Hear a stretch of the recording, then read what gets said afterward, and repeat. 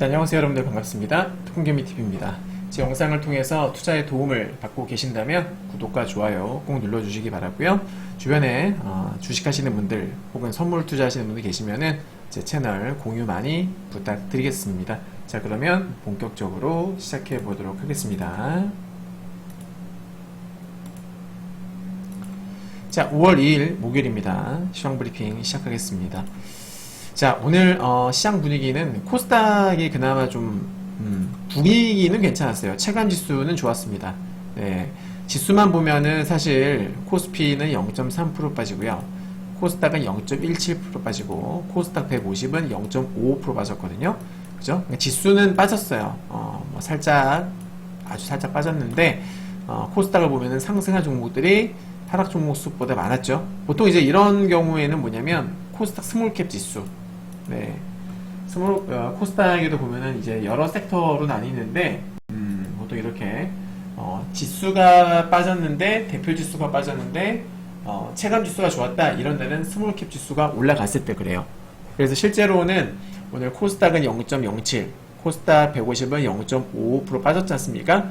스몰캡 지수는 0.4% 올랐어요. 네, 0.4% 플러스 나왔습니다.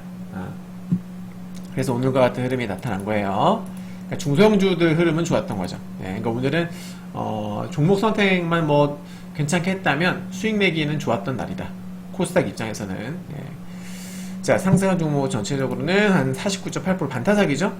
체감지수가 좋았다고는 하지만 그래봤자 반타작입니다. 네. 자, 아시아 증시는 대만과 중국은 쉬어갔고요. 홍콩이 좀 많이 올랐어요. 나머지는 전체적으로 비등비등했습니다. 뭐 크게 좋진 않았어요. 자, 원달러 환율이 이 주봉 차트인데요. 지금 이 저항선, 제가 말씀드렸던 이 저항선에서 계속 저항을 받는 그런 모습입니다. 금요일날, 그러니까 주봉 차트이기 때문에 금요일 종가가 중요하겠죠. 그죠? 여기는 저항선입니다. 그래서 종가 금요일 기준으로 여기를 돌파하지 못한다면 일단은 약한 걸로 봐야 돼요. 그죠? 그러면은 좀 더 추가 하락이 나올 가능성을 염두에 두고 있어야 되겠죠. 자, 수급입니다. 코스피는 오늘 순매수가 거의 없었고요. 네, 코스닥은 690억 정도 매도가 나왔습니다. 좀 디테일하게 살펴보면은 뭐 오늘 순매수라고 들어온 애들 보면은 별거 없었어요, 사실. 네, 순매수 강도도 매우 약했습니다, 코스닥은. 제조 그리고 제약 쪽으로 이제 매도가 좀 많이 나왔고요. 코스피는 운수장비 쪽으로 매수가 들어왔는데 또 서비스업이나 전기전자 쪽으로는 대량의 매도가 나와서 순매수가 거의 없었다. 네. 자, 전체적으로 한번 볼게요, 분위기를. 제가 국내 증시의 주포는 누구? 외국인이라고 제가 매일같이 여러 개 강조를 드렸는데, 최근 보시면은 3월 말부터 5월 초까지 보시면 코스닥에서 외국인 순매수는 하나, 둘, 셋, 넷, 5밖에 없어요. 5일밖에 없습니다. 나머지는 죄다 그냥 외국인들이 매도를 하고 있는 거예요. 그나마 코스피는 좀 괜찮았죠. 그죠? 중간에 대량 매도가 몇 번 잡히긴 했습니다만은 최근 들어서 다시 순매수를 회복을 하는 모습을 보여주죠. 그죠? 네. 그러니까 수급만 봤을 적에는 지금 코스닥은 완전 꽝이에요. 완전 꽝이다라는 거를 알 수 있는 부분입니다. 네. 결국 뭐 수급이 좋아야 증시가 올라가는 건데 조금 아쉬운 부분이죠. 좀 더 추가적으로 설명을 드려보면은 지금 이제 코스닥 지수의 이 수급 차트예요. 네. 보시면은 여기 보여지는 수급은 아까 제가 보여드린 표 있죠, 엑셀표랑 좀 달라요. 여기에 나오는 것들은 블락딜, 시세에, 장중 시세에 영향을 미치지 못하는 이런 블락딜 수급도 포함이 되어 있거든요. 그러니까 100% 정확한 건 아니죠.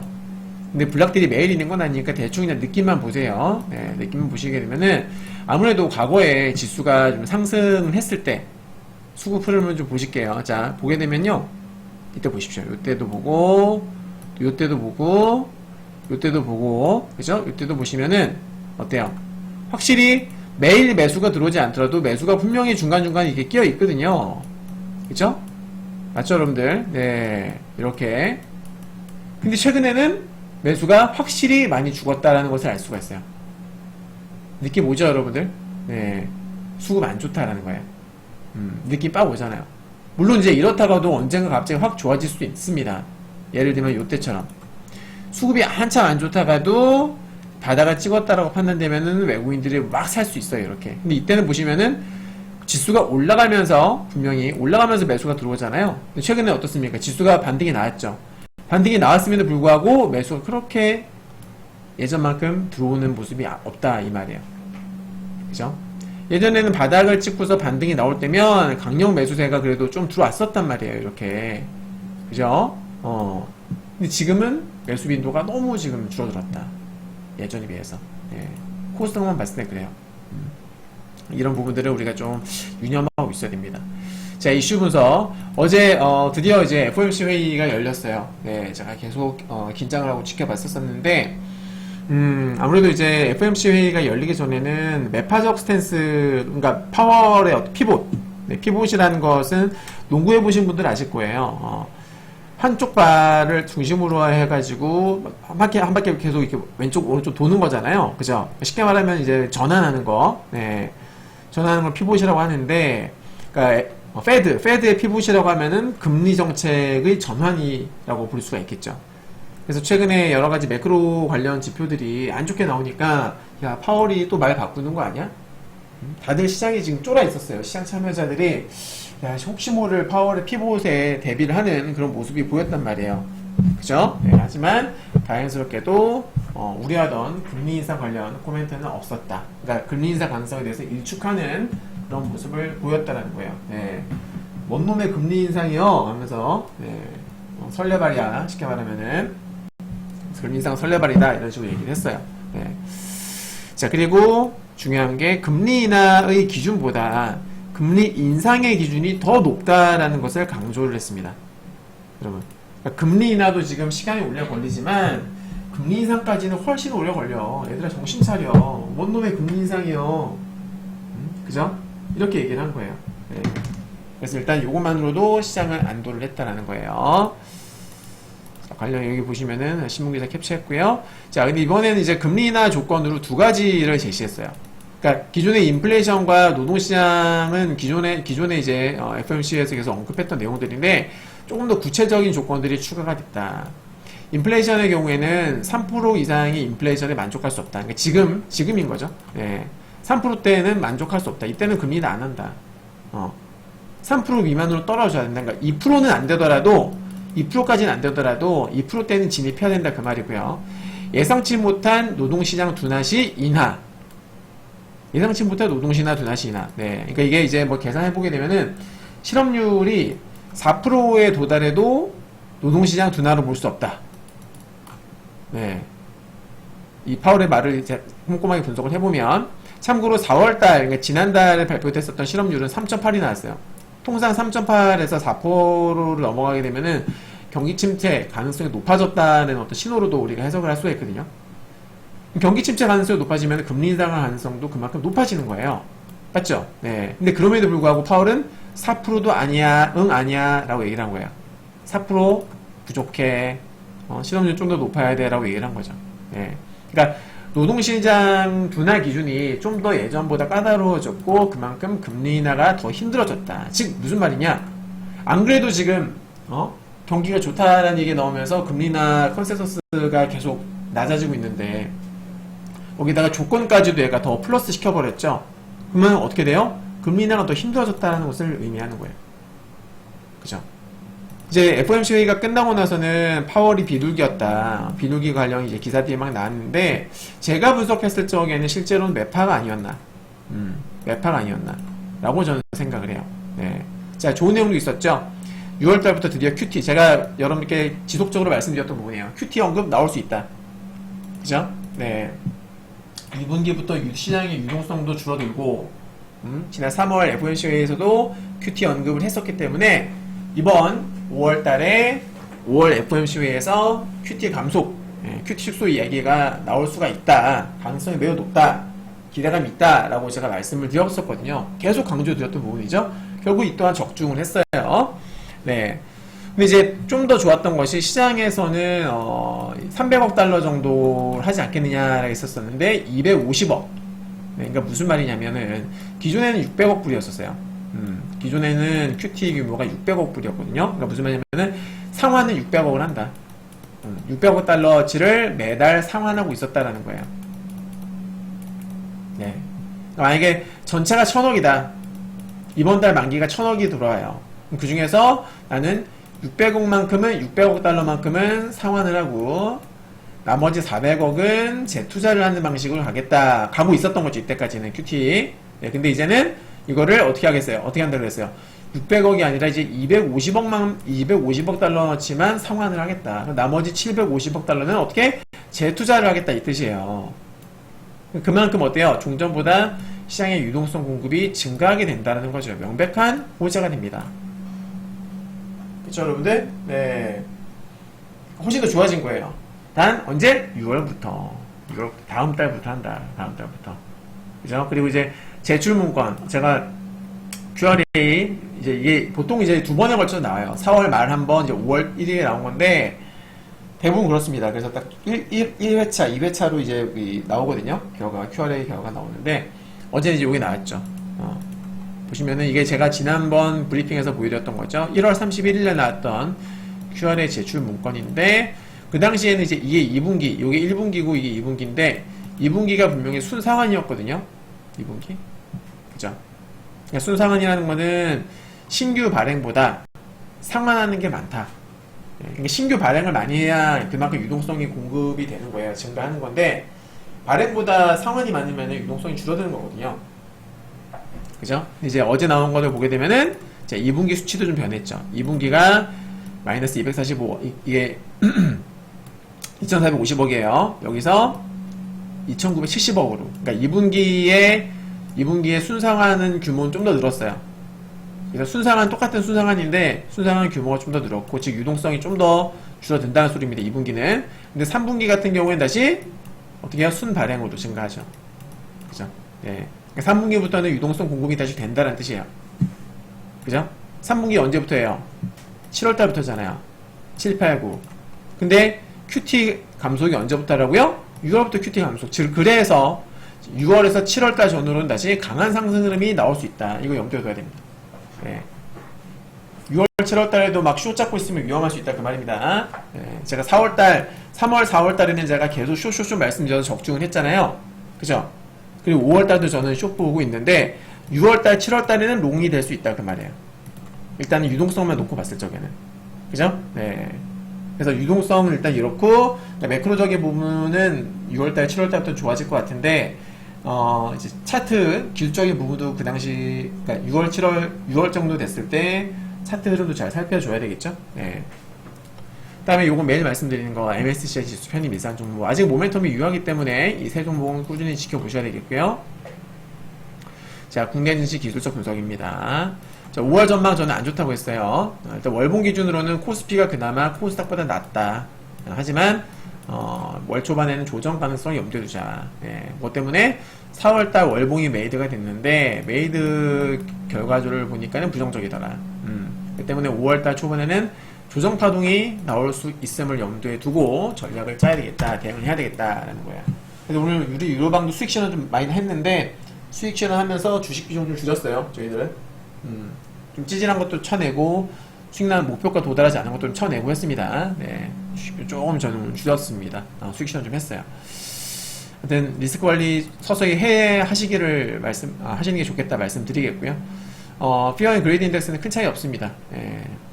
10년물 국채금리는 어제 이제 그 FOMC 끝나고 나서 이제 빠졌었다가 또 20선에서 지지를 받는 모습을 보여주고 있습니다. 그죠? 네, 지지를 받는 모습 보여주고 있고요. 그리고 잠시만요. 잠깐만 기다려주세요.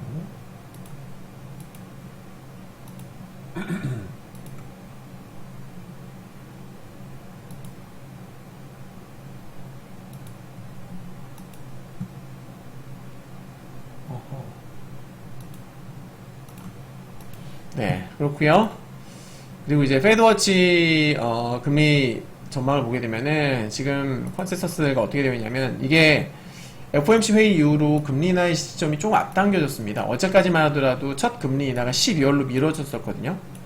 처음엔 6월 얘기 나오다가 이제 12월까지 갔었었는데 다시 이제 9월달로 다시 왔어요 지금. 그죠? 네, 근데 이거 숫자는 계속 바뀌는 거라 좀 우리가 지켜봐야 됩니다. 자, 얼마 전에 나왔었던, 지난 화요일에 나왔었던 고용비용지수, 요거 안 좋게 나왔다 말씀드렸죠. 연준이 주의 깊게 살피는 지표인데, 이거는 이제 부정적으로 나왔던 거 확인되셨고요. 그죠? 그리고 케이스 실러, 이 도시 주택가격 지수도 안 좋게 나왔었어요. 그죠? 컨센서스 상회를 했는데, 이 집값 같은 경우에는 어떻게 된다? 주거비. 그러니까 이 주거비가 집값에 후행하는 경향이 있다. 그러니까 지금 집값이 계속 올라오고 있는 흐름이라 주거비도 단기적으로는 조금 올라갈 수 있다. 근데 이 주거비가 어디에 영향을 많이 미친다? 특히나 CPI에 영향을 많이 미친다. PC에도 들어가긴 하는데 CPI보다는 약하죠. 비중이. 그래서 이 CPI 언제 나옵니까? 다다음 주. 2주 후에 또 CPI 나옵니다. 이 CPI 지표는 4회 연속 컨센서스 상회로 나온 바가 있어요. 주의해야 되겠죠? 그 다음에 어제 나왔던 뭐 지표들인데, 뭐 이거는 이 지표들 관련해가지고는 시장이 크게 반응을 하진 않았어요. 그리고 이제 내일입니다. 내일 발표될 지표들 중에서 가장 중요한 것은 바로 파월이 강조한 게 뭐예요? 금리 인하 조건으로 제시한 게 뭡니까? 물가 3% 미만, 그리고 노동시장 둔화잖아요. 그죠? 네, 특히나 실업률 같은 경우는 강조했었는데, 실업률 나오고, 그리고 노동, 요거 어디 갔어? 네, 비농업 고용. 네, 요거. 그죠? 네, 이거 봐야 됩니다. 근데 지금 컨센서스는 전월 대비 낮아요. 그죠? 네, 근데 재밌는 거는 이 비농업 고용의 경우에는 최근에 5회 연속 컨센서스 상회로 나왔다. 5회 연속. 5달 연속으로 좀 계속 컨센 상회를 했다라는 점입니다. 네. 이번에도 만약에 컨센 상회로 나오게 된다면은 당연히 악재로 볼 수 있겠죠. 그죠? 이게 내일 나옵니다. 내일. 근데 저는 한 가지 궁금한 게, 어제 이제 파월이 사실 어제 발표를 했는데, 기자회견이 있었는데, 파월이 이걸 몰랐을까? 이걸 모르고 기자회견을 했을까요? 그러니까 어쨌거나 파월은 금리 인하 할 거야 얘들아, 금리 인상 헛소리 하지 마, 그렇게 얘기했는데, 결국 물가 잡힐 거고 디스플레이션 될 거다, 뭐 이렇게 얘기를 한 건데, 시간이 걸릴지라도, 그죠? 네. 종전에 비해서 자신감 좀 떨어지는 그런 모습이었거든요. 네. 아무튼 근데 노동시장 둔화를 얘기했단 말이죠. 내일 나올 수치를 미리 알고서 했던 것일까? 그건 이제 내일 뭐 수치, 이건 어디까지나 그냥 궁금증인데, 모르겠습니다. 자, 주요 기업 실적 발표. 어제 퀄컴 실발 후 시외 4% 급등이 나왔고요. 네. 이제 애플 5월 3일날 오늘 미증시 끝나고 나서 내 새벽, 그러니까 아마 이제 내일 나스닥 선물, 애플은 또 이제 시가총액이 몇입니까? 2위잖아요, 2위. 그죠, 여러분들? 예, 보시면 애플은 시가총액 2위예요, 2위. 그죠? 엔비디아랑 마이크로소프트 사이에 했단 말이에요. 네. 애플 주가 잠깐 보시면 최근에 반등을 좀 주긴 했는데, 어떻게 돼? 바닥권이죠, 그죠? 그리고 전체적인 추세로 보게 되면은, 어떻게 되어 있어요? 이 앤드류 피치포크. 추세선 하단부 지금, 하단부에서 반등이 나왔다가 살짝 조정받은 상태예요. 그러니까 차트는 나쁘지 않거든요. 왜냐면 많이 빠졌으니까. 많이 올라간 상태라면 부담스럽겠지만 지금 추세선 하단부에 있기 때문에 그렇게 부담스럽진 않습니다. 실적이 중요할 것이고, 그리고 실적에 대한 우려는 이미 반영이 돼서 많이 빠진 상태잖아요. 그죠? 네. 확실히 전분기 대비 숫자가 많이 줄어들었잖아요. 그죠? 미리 반영이 된 거라. 근데 이제 발표 후에 실적도 물론 중요하겠지만은 컨콜 내용이 중요하겠죠. 그죠? 어떤 얘기를 하느냐. 이때까지 보면은 대부분의 그 M7 기업들은 다 AI 관련돼서 언급이 했어요. 언급이 나왔는데, 그런 부분들. 얘네가 뭐, 어떻게 투자를 어떻게 투자 규모를 어떻게 할 것이다. 뭐 새롭게 어떤 뭔가를 또 시도할 것이다. 이런 얘기들에 의해서, 나스닥 선물이 급등을 하거나 혹은 급락을 할 수 있다. 매우 중요하겠죠? 네. 그리고 부정적으로 변하는 매크로, 계속 지켜봐야 됩니다. 매우 중요하겠고요. 구리, 원자재, 이것도 물가지수 부담이 될 수 있는 부분이고, 지켜보자. 그리고 미국 지수 분석입니다. 네. 뭐 아시는 분들 아시죠? 이제 3월 반등지 쇼뷰 적중했고, 4월달도 쇼뷰 적중했고, 60에서 이탈할 거다 나스닥 적중했고, 나스닥 급락이 나왔을 때 120에서 이탈했을 때 제가 찐바닥이다, 반등 나올 거다, 강력 반등 나온다 적중했고, 20에서 돌파 나온다 다 적중했어요. 100% 다 맞췄죠. 퍼펙트. 그죠? 이 뷰들은 지난 영상들에 다 나와 있습니다. 저 절대 거짓말하지 않아요. 다 나와 있죠. 그죠? 그래서 지금 보면은 우리 해외 선물로 4월달에 꽤 괜찮은 수익이 났어요. 지난 3월달에는 이제 슬럼프. 이것도 이거 손절한 것도 만기 때문에 손절했죠. 만기만 아니었으면 맞았는데. 숏이 있었었는데 만기 때문에 어쩔 수 없이 받았어요. 너무 아까웠지. 그죠? 네. 아니었으면 수익이었을 텐데. 아쉬웠던 부분입니다. 방향성은 맞았는데 만기 때문에. 네. 자, 아무튼 지금 이 어렵다라는 해외 선물을 통해서 보시면 월 단위로 봤을 때 여기 어떻습니까? 여기 나온 수익금 참고로 1배수입니다. 1배수. 1배수라는 거는 제가 이제 롱 하나를 사세요. 그러면은 말 그대로 하나 사시는 분들. 롱 2개 사세요 하면은 2개 사시는 분들. 이게 이제 1배수예요. 제가 하나 사세요 했을 때 2개 사시면 2배수가 되겠죠. 그죠? 네. 2배수는 당연히 이 수익금의 손익에서 곱하기 1을 하시면 되는 거고, 만약에 미니로 하시는 분들은 곱하기 10을 하시면 되는 거예요. 그죠? 곱하기 10을 하시면 된다. 그러면 지난 4월달에 수익이 450만원이었던 소리는 미니로 하셨을 경우에는 4,500만원이 나온다. 2배수로 하면 900만원이 나오는 거고, 공식 리딩 기준으로 작성한 거기 때문에 참고하시기 바랍니다. 아무튼 뭐 선물은 결국 방향성 맞추기 게임이에요. 네. 그러니까 보통 이제 해외 선물 훨씬 어렵다라고 하죠. 맞아요. 주식 같은 경우에는 수익 내는 사람들이 상위에 뭐 5%? 그죠? 상위 5%만 수익이 난다. 이런 얘기들이 있죠. 한 번쯤 들어보셨을 텐데, 해외 선물은 몇 프로? 상위 3%. 네. 3%도 힘들다라는 얘기가 나오죠. 근데 이게 어렵다는 해외 선물에서 지금 저희들 어떻게 하고 있습니까? 월 단위로 이렇게 수익이 나오고 있다. 물론 신이 아닌 이상 매월 수익 날 수는 없습니다만은 손실이 난 것도 지금 보시면은 한 번, 두 번, 세 번, 네 번이에요. 네. 욕심 부리지만 않고 제 리딩대로만 따라오시면은 좋은 성과 낼 수 있다. 아시죠, 여러분들? 그냥 뭐 시킨 대로 하나 몇 가지 그냥 사면 사라라, 사라면 사고 팔라면 팔고 그냥 그것만 하시면 됩니다. 네. 다른 거 필요 없어요. 딱 그냥 거기까지만 하시면 됩니다. 제가 그 시황 적중률이 높은 이유는 매크로도 항상 매일같이 분석을 하지만 무엇보다 기술적 분석. 이 기술적 분석이 그저 그렇고 그런 흔하게 볼 수 있는 그런 분석이 아니다라는 점. 과거 사례들을 꼼꼼하게 분석을 해서 확률 높은 패턴을 찾아서 그죠? 거기서 이제 알고리즘을 추출해가지고 시그널을 만들잖아요. 저만의 시그널을 만들어가지고 시장의 방향성을 저는 가늠한단 말이에요. 그러다 보니까 아무래도 적중률이 높은 거죠. 네. 뭐 검증은 충분히 됐으리라 생각을 합니다. 자, 이제 미국 증시장 분석을 해볼 텐데요. 미국은 5월달 반등시 숏뷰라고 제가 계속 강조를 드리고 있습니다. 네, 저는 숏뷰를 보고 있어요. 4월달도 숏이었는데 5월달도 숏뷰다. 저 그렇게 지금 보고 있습니다. 4월달에 음봉이, 그러니까 월봉 기준으로 4월달에 월봉이 너무 안 좋아서 저는 추가 하락이 나올 수 있다라고 보는 거고요. 그리고 지난 4월 30일 날, 자 여기 보시면 요거죠. 요거 이날 이 음봉.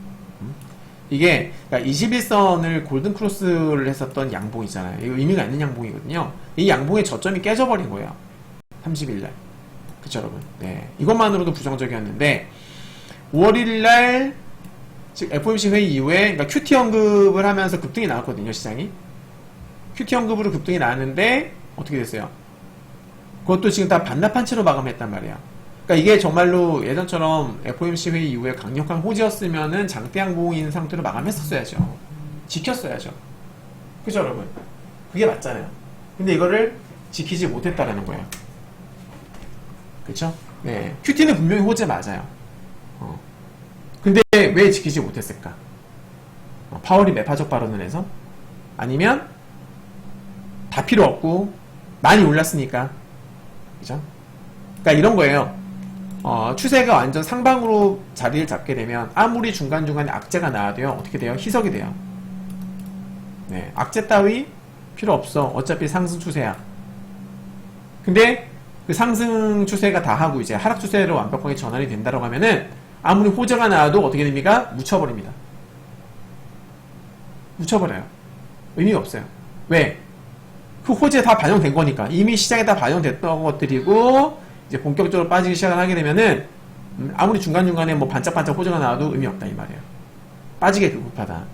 오히려 그 호재를 통해서 물렸던 사람들이 어떻게 돼요? 반등 났을 때 던져버리는, 네, 그런 상황이 되는 겁니다. 그죠? 알 수 없지만 좀 더 지켜봐야 알 수 있겠지만은 그럴 가능성도 있다라는 거예요. 알겠죠, 여러분들? 그래서 제가 아까 이거를 이제 제가 그 분석을 아까 살짝 올려드렸었는데 무료방에서 그러니까 단언할 순 없지만 네, 이렇게 제가 아까 말씀드렸어요.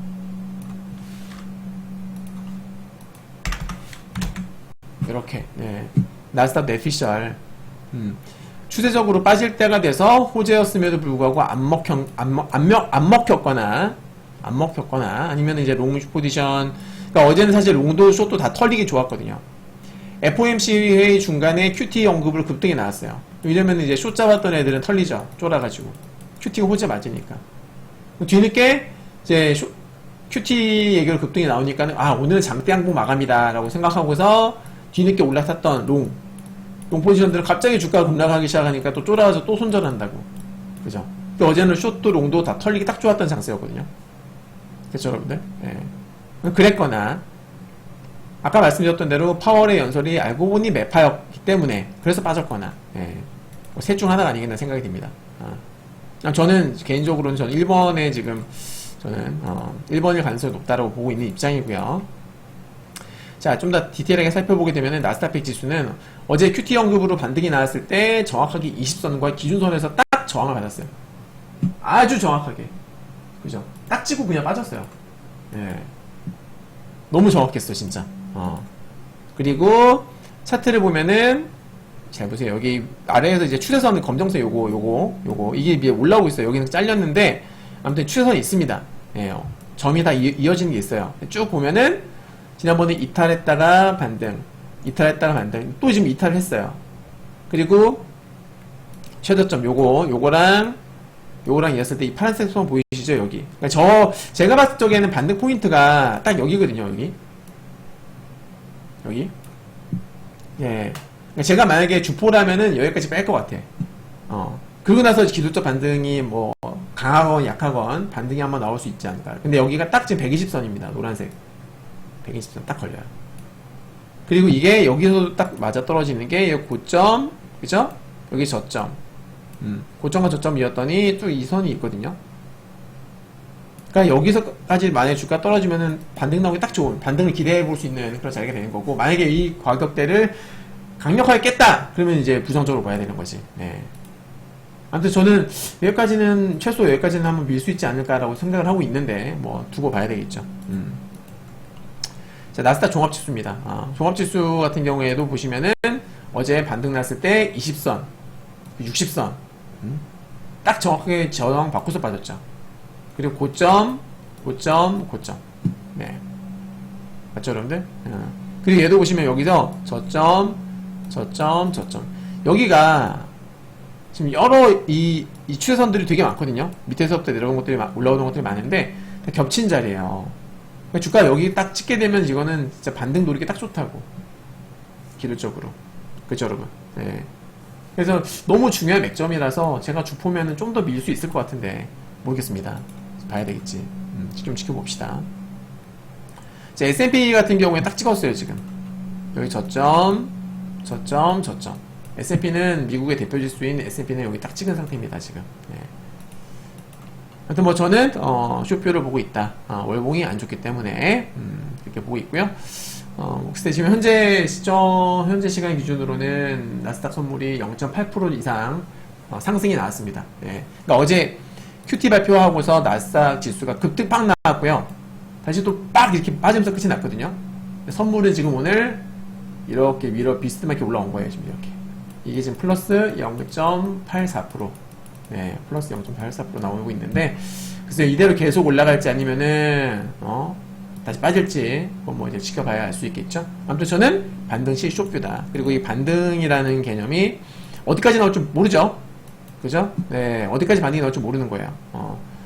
21선을 돌파를 할지, 뚫고 올라갈지, 아니면 또 못 가서 다시 빠질지, 어제처럼 이렇게 21선과 61선, 저항 테스트를 한 번 더 해줄지, 이건 아무도 알 수 없다. 그죠, 여러분? 네. 아무튼 저는 그랬어요. 그 당시에도 주가가 급락을 했을 적에 반등 나온다, 롱뷰다. 근데 반등 나오면 숏뷰다. 기억나시죠? 네. 지난 한 1, 2주 전에 영상들 찾아보시면 나옵니다. 여기서는 제가 강력 롱뷰 말씀을 드렸고, 반등시 숏뷰 말씀을 드렸고, 그죠? 네, 제가 어제 그저께부터 이제 반등시 숏뷰를 말씀드리고 있는데, 적극적으로 말씀드리고 있는데, 봅시다, 오늘 어떻게 될지. 네, 뭐, 오늘 하루의 흐름을 제가 100% 맞추지 못해요. 저 그냥 5월 전체적인 흐름에 대해서 말씀을 드리는 거니까, 그 점을 감안하시고, 보시면 좋을 것 같습니다. 자, 오늘, 시황 브리핑 여기서 마치도록 하겠습니다. 감사합니다.